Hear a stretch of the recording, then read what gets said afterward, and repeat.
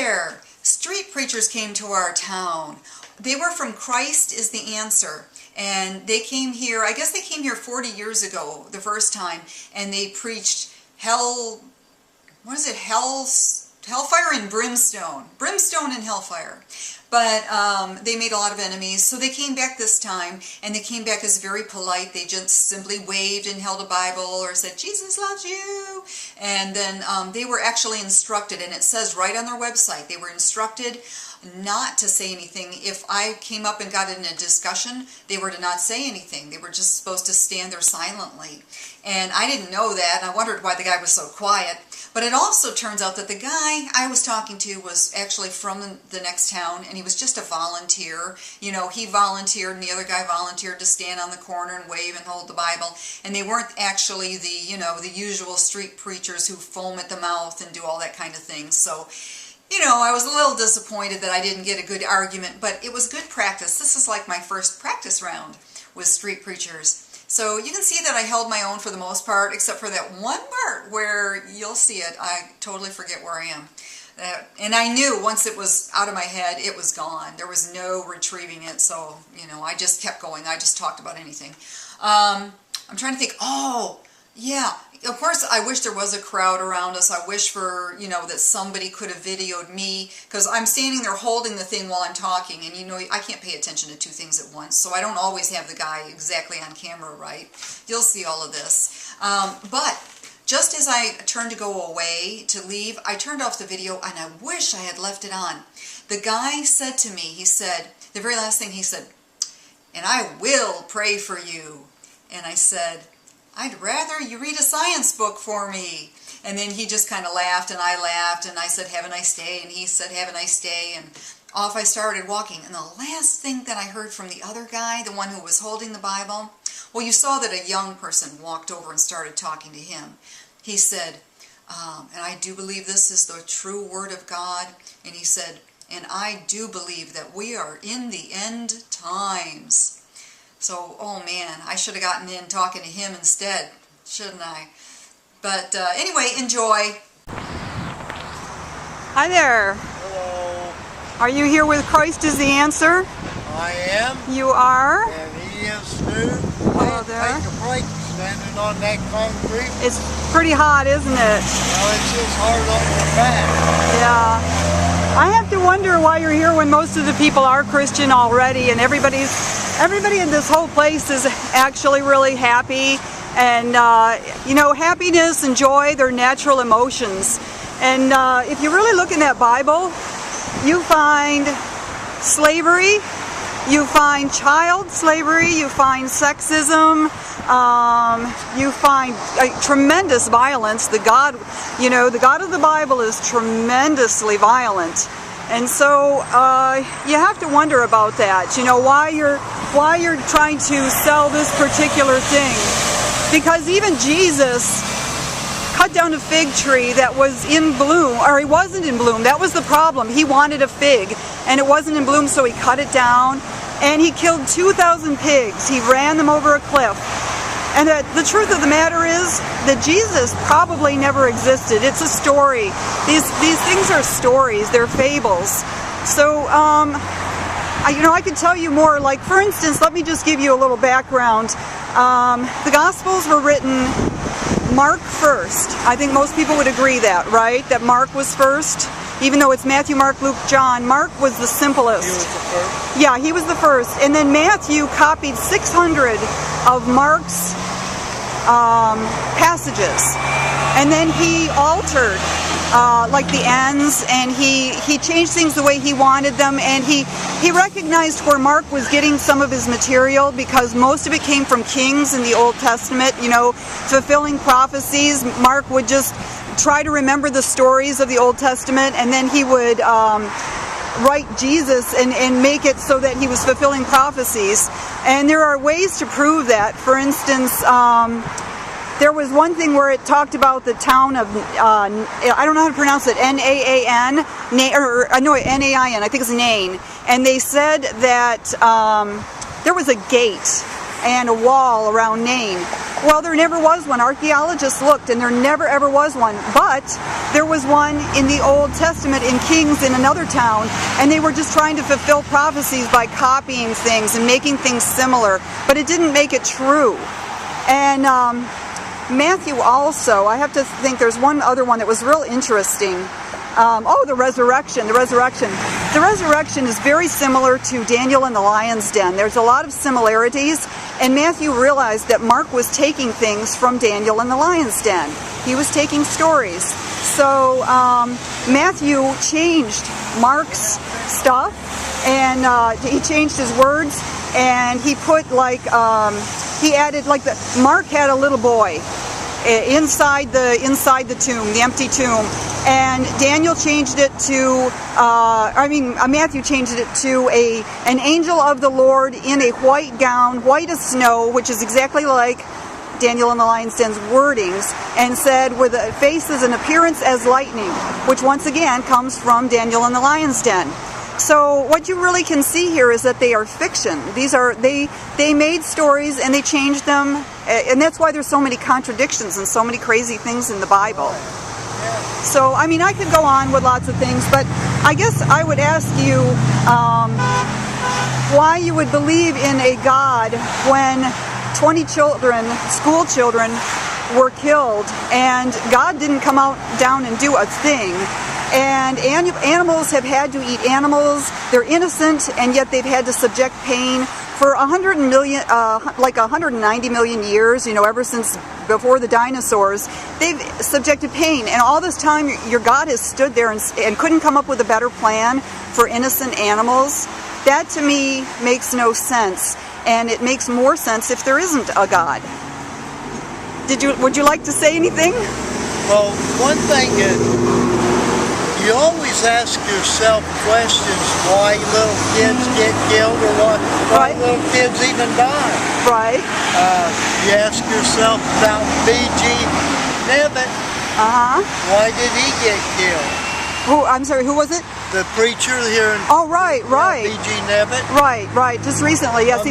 He wasn't wearing a helmet for one thing. Well, nobody here does. God let him die for some reason. And why, nobody will ever know. Yeah, or it could just be an accident, just an accident.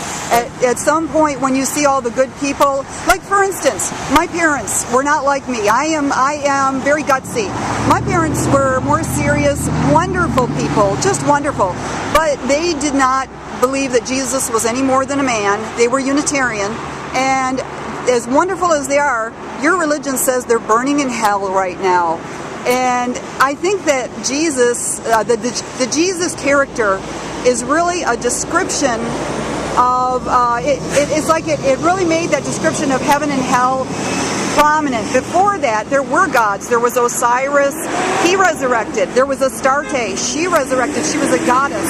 There was Romulus, he resurrected. They had an underworld, but it wasn't this really horrid burning forever if you do the slightest thing, or if you don't accept Jesus. This Jesus character really brought about this evil hell concept.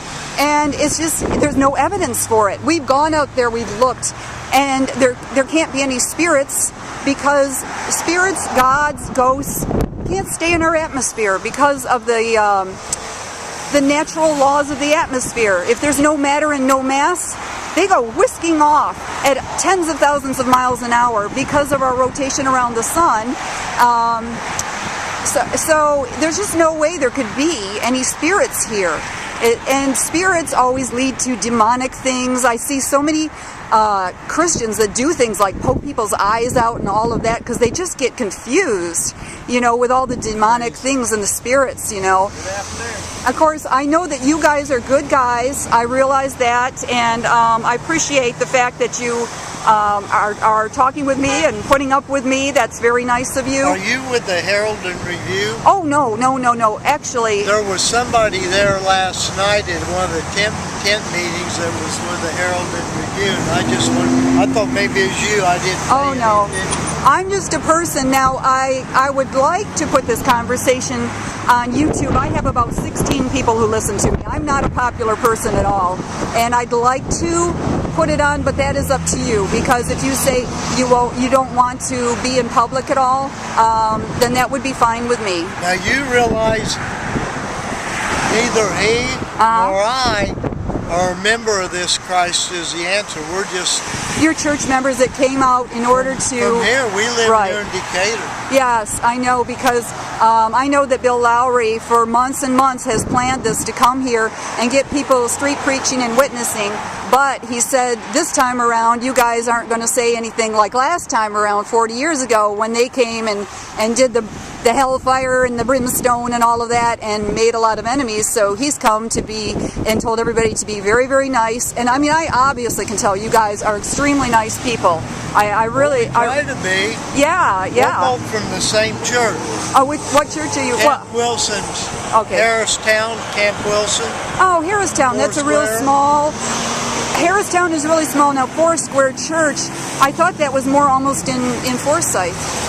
No? Not in Forsyth. It's out by toward Warrensburg on 121. That's the big Foursquare. Yeah. We're the small. There's four Foursquare churches within. The other day somebody said within a 7-mile area. Oh, okay. All right. We're the small one. Okay. Right in Harristown. Well, I thought that anyway I would come, and one of the reasons I'm doing this is I see a lot of people who get into discussions and they just go and they get furious with people, and on both sides, and you see a lot of yelling and you see a lot of people not prepared. So I obviously came prepared and said I'm going to have a little discussion and just see what happens, you know. And this has been interesting. And again, I'm actually not paying attention to whether I'm getting faces all the time. I'm standing so close, and let me get him smiling and waving. This is what Bill Lowery has come from. What is it, Utah or Arizona? To originally, I think he's from Texas. Is he from Texas? I think he's from Texas now. Well, that could be. That could be. We've heard a lot of different states. One of them was Arizona, Texas, Florida. So we're just out here volunteering, trying to draw people to God. Yeah. And make them realize that there is a God, and He will help them. Well, you know, I think that some people, if it's in their imaginations that there's a God, you know, they put it in their head, then it does help some people who need a crutch. But I don't. In general, it's like, for instance, if you were raised and your parents told you that there was a frog god up in the sky, and your Bible had little frog pictures in it, and you were told that the underworld had frogs, bad, or, you know, like bad purple frogs, but heaven had green, beautiful frogs, you would probably believe in a frog god, you know, because that's what you were taught, and that's what you would picture in your head. That's who you'd pray to. That's who you'd say is talking to you, you know. And but if you read that, that's not just a book. Right. But if you have actually read the Holy Bible all the way through, aren't you shocked by some of the stuff that's in there? How hard to beat your slaves? It tells that. And even Jesus told the slaves, obey your master and work hard for them. Please your master. He never said slavery is wrong, because it was a sign of the times. That's what people believed during that time. It's cultural, and that's what they believed, and so that's what they wrote down. Did you know? And it's fact. You need to look this up, and don't look it up on a religious site. Just look it up on a secular site of any kind. Any kind. Look up whether. Or what was I thinking? What was I just talking about? Well, anyway, I guess I'll just say there is no secular evidence for the resurrection. Absolutely none. And you know that historians were there during that time. I just heard a sermon on that within the last 3 weeks. And people are just saying that's not true and it's just made up. But God was resurrected. So were the gods before him. We have pictures of that. We have pictures of Osiris. They weren't real gods. They were the fake ones, and this one's the real one. Yeah, okay. Well, I believe, that's what you believe, right? Okay, and you think you're right, and I appreciate that you think you're right. I'm just saying there are other things that, other texts that show that there were gods beforehand, and that Jesus' stories are very similar to a lot of the gods beforehand. And for instance, even the flood came from a story that the Sumerians had a big flood for them, and the story originated there, and then it was the Epic of Gilgamesh. It has 20 points in common with the Noah's Ark flood story, and it came first. So a lot of it is just copied. So, what I was saying about the slavery issue, the fact that it tells you how hard and all, it has all kinds of things like that, and a lot of just hand washing. Teaching you to wash your hands, because that's what happened during those times. There's nothing in there about going to Mars and how to do it and giving us any real answers how to cure diseases. Oh, curing diseases in the Bible is taking one bird, a dead bird, and sprinkling the blood of it onto another bird. That's how you that's how you take care of diseases. See, it was what they knew at the time, and times have changed, and so really things should change with it. But I'm just saying that, I appreciate the message of love, but I don't think that book is a loving book if you really read it. It's what you guys have interpreted out of it, but it's not really what it is. Well, where do you go to church? I don't at all. I'm an atheist. I used to go... You're an atheist? I am an atheist. You have met an atheist. Nice to meet you. The first one I've ever met, but I will tell you this. What? You need to change. I don't need to change. I'm not needy. I am not depressed. You need the storyline of being lost, depressed, needy in order to have this salvation. All the Jews are in hell. My parents are in hell. The Muslims are in hell, even the good ones. So I don't go for an elite country club of only those people who accept this Jesus character that I didn't find that good in the first place. So I would not go to heaven. I would feel terrible up there knowing that people were in hell burning. I just think that would be awful. I'm going to leave you so you can do your thing, okay? All right. All right. It's nice to